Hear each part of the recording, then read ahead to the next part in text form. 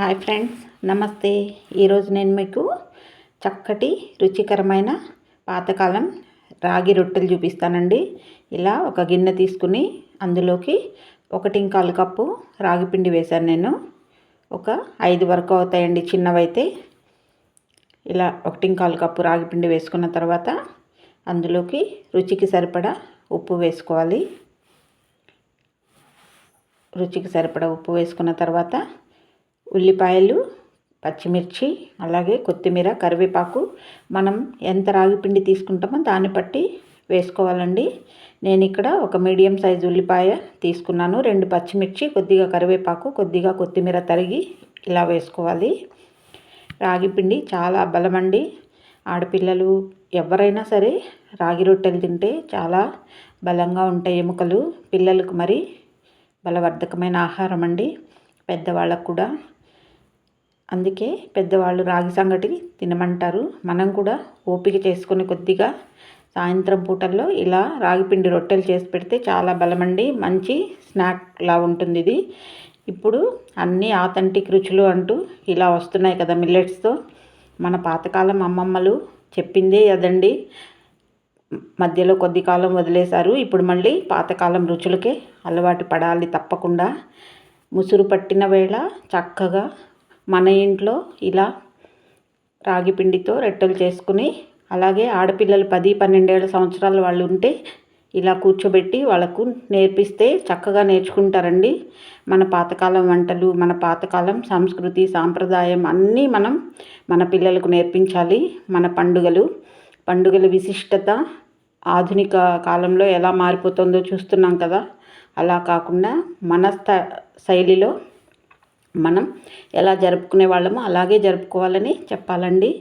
అలాగే ఈ రాగి పిండిని చక్కగా నీళ్ళతో ముద్ద చేసుకున్న తర్వాత ఇలా ఒక మంచి బట్ట తీసుకుని తడుపుకుని దాని మీద ఒక ముద్ద పెట్టి ఇలా పల్చగా వత్తుకోవాలి.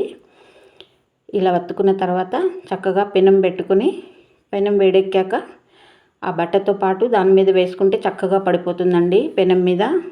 అలా వేసుకుని కొద్దిగా ఆయిల్ వేస్తూ 2 పక్కల తిప్పుకుంటూ ఉంటే చక్కగా కాలుతుంది. రాగి రొట్టెల్ని కొద్దిగా ఆయిల్ వేసుకుంటే చక్కగా లేస్తుందండి.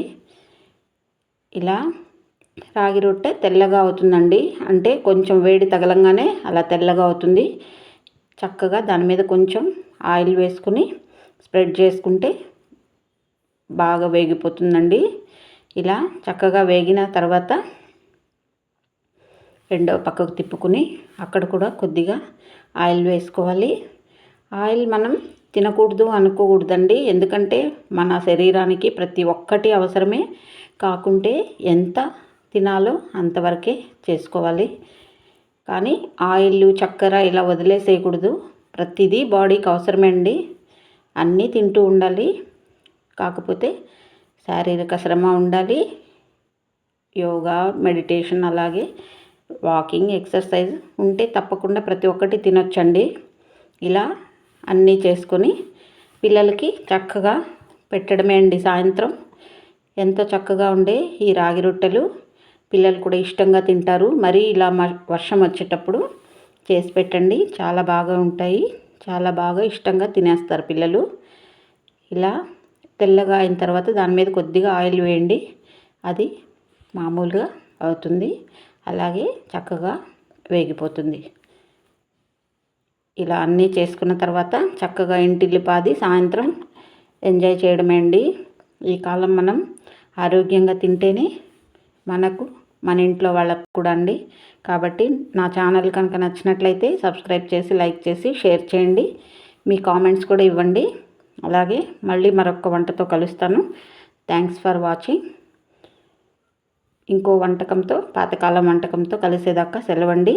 ఇలా చేసుకుని చక్కగా తినండి, ఆరోగ్యంగా ఉండండి. అలాగే